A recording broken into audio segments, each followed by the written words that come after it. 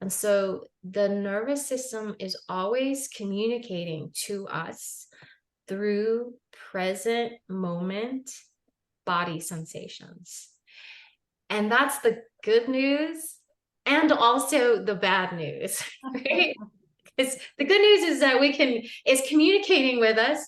The bad news is that we as a culture are so bad at being in the present moment and being in the body, right? Um, so so so there's the rub, but when we start to learn about the nervous system, so we can do like little practices, little shifts in our attention and in our way of being so that we can attune back to present moment body sensations in a way that is safe and titrated. Titrated means it's like at that capacity that's comfortable for us. So, yes. And so when we attune back into our present moment body sensations, so we're talking about our physiology. So let me backtrack. So we can name it, right? Our nervous system state influences, for example, the our breathing, right? When we are relaxed, the breath is like supple, the diaphragm is moving well. And then when we are a little bit more activated, some of us might hold our breath, right? Some of us might like breathe very shallowly, or the breath can go really fast. So that's some of the physiological changes. The heart rate, right, increases when we're activated, relaxes when we are not needing to fight or fight. Muscle tension, right, can when we need to mobilize, right, the body shunts the blood to the organs, right? Because when you got to run, like you don't need to digest food right now. You need all the blood to go into your muscles so that you can run. And so, chronic states of body tension can be an indicator that it's not just your back, it's your nervous system that's activated, right? And when we're activated, our thoughts can be really, really repetitive, right? Like where it's just kind of running around in a loop. It can tend to be obviously more negative. And then when we're in rest and digest and social engagement, the thoughts will be clearer, quieter. So these are some of those physiological changes that happen, that signal state changes for us. And so when we start to tune into that on that root physiological level, then we start to make what was subconscious, right? What was before something that just happened really fast for us. We start to shine the light of our awareness to it. And when we have that awareness, right, then it gives us access to change. Because if we don't have an awareness of it, it happens so fast, right? Then it's like, boom, it just pops us right back into the feeling, whatever it is, the behavior that we do, the story that we have been running. And so the key to working with the nervous system is, I mean, obviously education is important, awareness, pausing, slowing down, right? Okay. And so within the nervous system framework that I learned is it's really about how do we develop relationship with our physiology? How do we come back into relationship with our present moment body sensation? And so the number one tool that we use is called a safety scale. And so right now I'm going to invite you to take your safety scale right now. So it's like, what is the temperature of your nervous system? And in nervous system reset, we have the scale as a 10-point scale, but let's just do a 5-point scale for simplicity, right? We can say like 1 is when we are like very relaxed, very at ease, and a 5 is when we're like Chicken Little, activated, running out, just there's alarm in the body. So you can just, and the idea is not, again, to be in a perfect 1 all the time, right? And so you just try dropping in and get a temperature reading. So what's the temperature reading of your nervous system right now?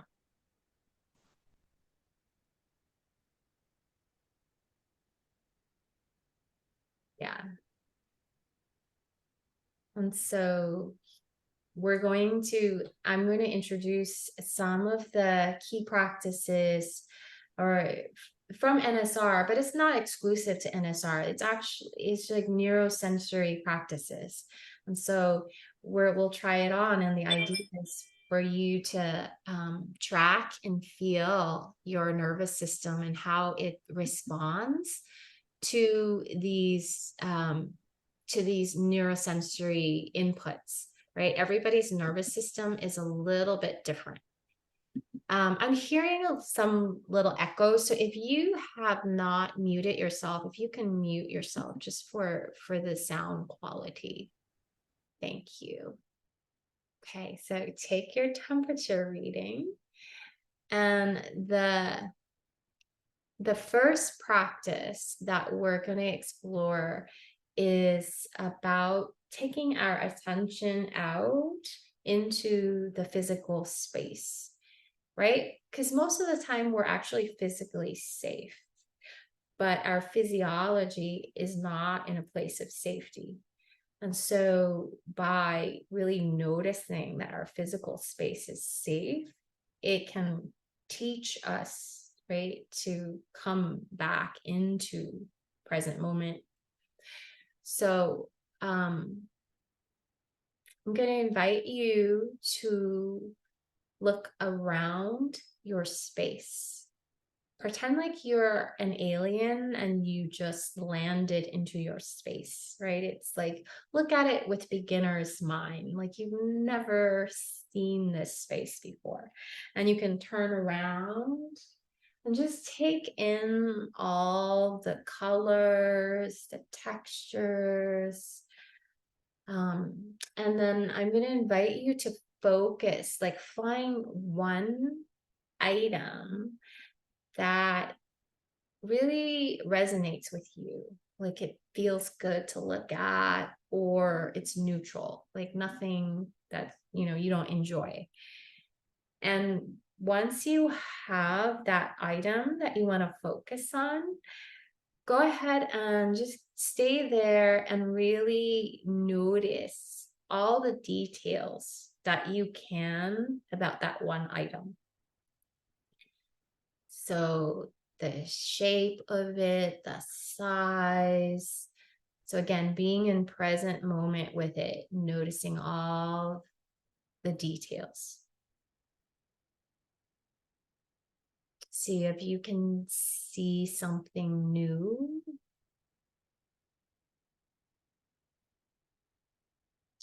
Okay. And then drop back in to your body. Ask your body where it's at on the safety scale now. Is it about the same? Is it more settled? Or is it less settled? Right? So this is how we start to tune into ourselves. If you feel like you're about the same or more settled, then we can say that this external focusing exercise is a regulation resource for you. It's helping to stabilize your nervous system. If you feel more activated from the exploration, then it's just like information. It's saying at this time, external focusing, right, isn't a resource for me. And so that's something to be aware of and, put it in the drawer for now. But your nervous system will change. And so some exercises you will resonate with more than others, and then it might shift. Okay.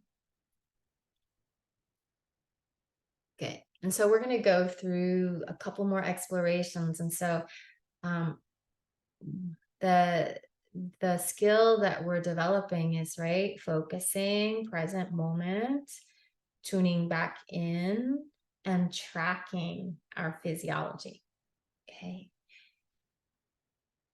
So the next neurosensory exploration is self-touch. Right? Safe touch can be regulating for our nervous system. So I'm going to invite you to try a couple different ways of feeling that self-touch. So one way could be hugging yourself. So you can try that and see how that feels with your body right now. You can try like cupping maybe the jaw, the neck, or any place where you have tension. And see if your body prefers this style versus the hug style. And notice like how, right, there can be a very clear answer from your body. So that's huge. And then try this style, maybe a hand on the heart, a hand on the belly. Okay. See, and again, what your body communicates with you. What's the touch that it likes best? Okay. Once you found that, stay there and really focus on receiving the touch, like feeling your hands on your body. Notice all the details of that sensation.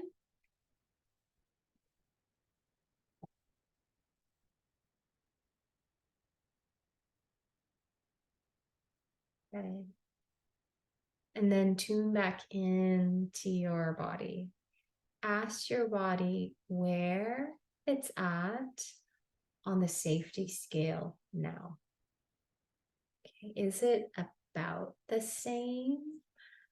A little more settled? A lot more settled? Like where are you tracking on that continuum? Or is it more activated? Okay. And if this touch practice, right, and wherever it is, it's you're coming into a relationship, right? You're getting a clear reading about how you're tracking. And so that's huge in and of itself. And if you feel more settled or about the same, this touch practice can be something that you go to, okay, throughout your day.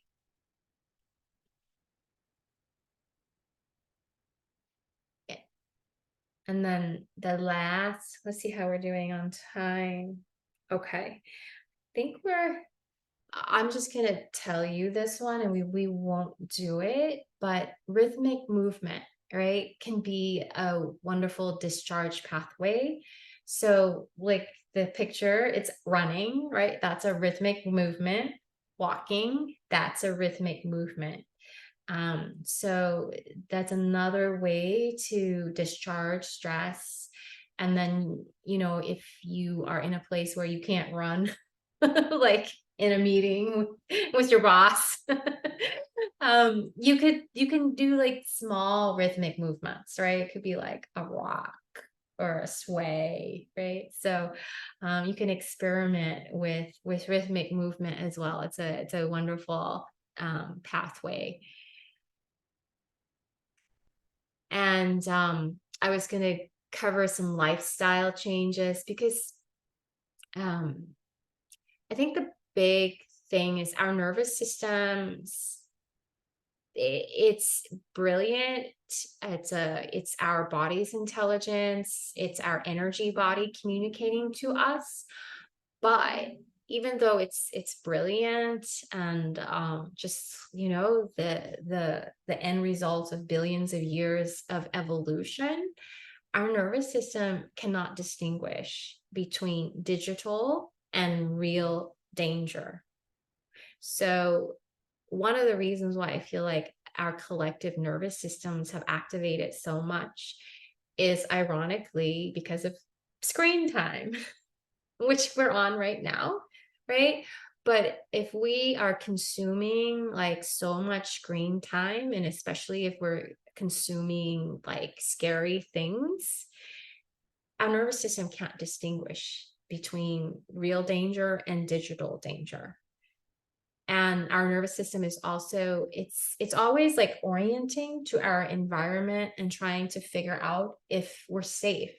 And so if we're watching a TikTok video where the camera is literally shifting from scene to scene to scene to scene really, really fast, it's taxing on the nervous system, right? Because it's having to orient. It's like, oh, I'm here in this house. Oh, now I'm in this room. Now I'm here, right? So it's really a lot of work for the nervous system to constantly orient to the screen and to the environmental changes that you see on the screen. And so just be mindful of that, and, make your screen time a lot more beneficial for your nervous system by really choosing high quality screen time.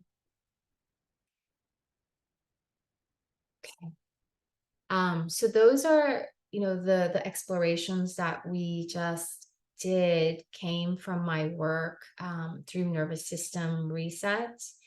And here we didn't have that quality where I was able to like kind of tune in to how you're tracking.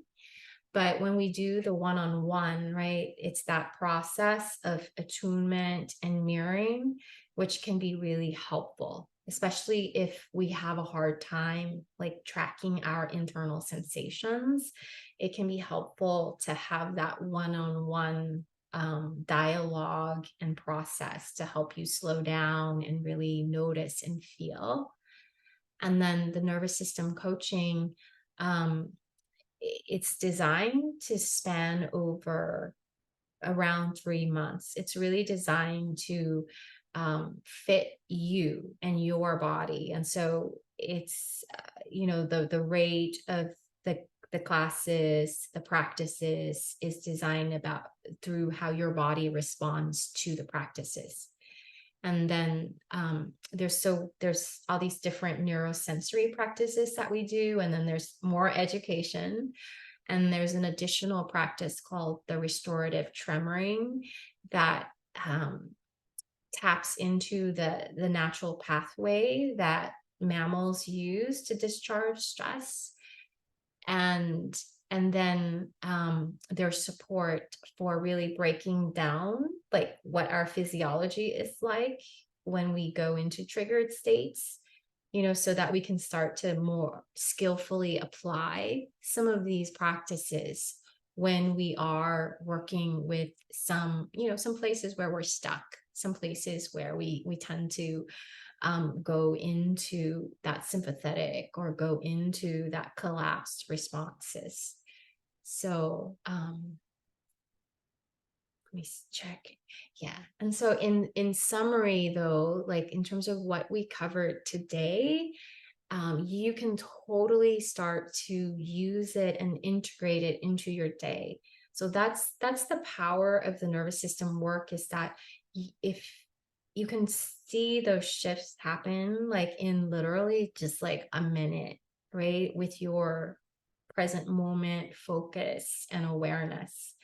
And so the invitation is to just periodically throughout your day, like check your safety scale, check your temperature setting, right? It's like, where is what's the temperature of my nervous system like, right? And then if you feel like your nervous system is at a place where it's moving towards activation or collapse, you can do something to nourish it, right? To soothe it. So, and again, it could be so simple, right? It could be like putting a hand on your body and doing a couple of breaths. And then it's huge is the repeat consistency, right? Because I have a new puppy right now. And so you know how you train a puppy, right? You have to be consistent and persistent and kind, right? It's like you just repeat again and again because that's how biological systems learn, right? It's through that repetition. And so this work is really about tuning in, softening, right? Repeating. And so all of these things that we covered, you can start to implement. And then if you feel called, right, to go deeper, to have more support, part of the nervous system, social engagement work is that it's built in relationship. And so that's why the nervous system coaching, that one on one mirroring coaching, can be really, really beneficial. And yeah, and I guess I can talk a little bit about my own experience with it. I did an SR, I think it was during COVID. And when I did it, I didn't get that these practices were supposed to be integrated into my day. I felt like it was another exercise to do. And so I wasn't like super good about doing it. But I felt when I did it, I felt good and I felt shifts on the short term basis. And then when I did the next level training, then I really noticed the shifts. And so things that I've noticed for me is it's definitely helping with my digestion. Um, I'm also applying what I've learned to my relationship because I notice the tendency that I have is that I will shut down, right? And when I feel hurt, I'll shut down and not engage with my loved ones. And I recognize that's part of that collapse response. And so when I see that, instead of going into the story about how my husband is this way or that way, like I recognize, oh, that's my pattern of pushing people away.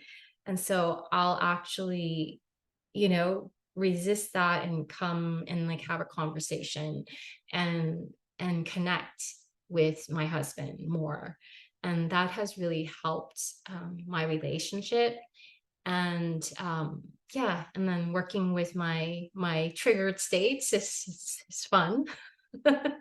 Just having more skills to deal with overwhelm, anxiety, right? Social comparison, the stuff that I think some of us, deal with. So it's really been enlightening because I also can see so many uh, correlations between the nervous system work and what the ancient yogis observed about humans, right? So there's so many correlations with the yoga and yoga therapy and the nervous system. Because in the Eastern model, right, what the yogis and Buddha taught was that the source of our suffering was misperception or ignorance, and the polyvagal theory, right, is like we are ignorant of our physiological states. We're ignorant of the fact that we're in an activated sympathetic state, and then we act from there. And that's why, our society has created, right, more suffering, more chaos. And so It's about bringing the light of awareness, the light of our kindness, the light of our care back into our body, back into the present moment. And I think why this work is so helpful is like from a meditation perspective. Sometimes there's this thinking that, you have to meditate for 5 hours every day in order to affect change. But as you have experienced from these practices, it literally can take like a minute, like a couple of breaths, just to like feel the physiology, to soothe it, to meet it, to attend to it. And then there's that softening, right? That shift.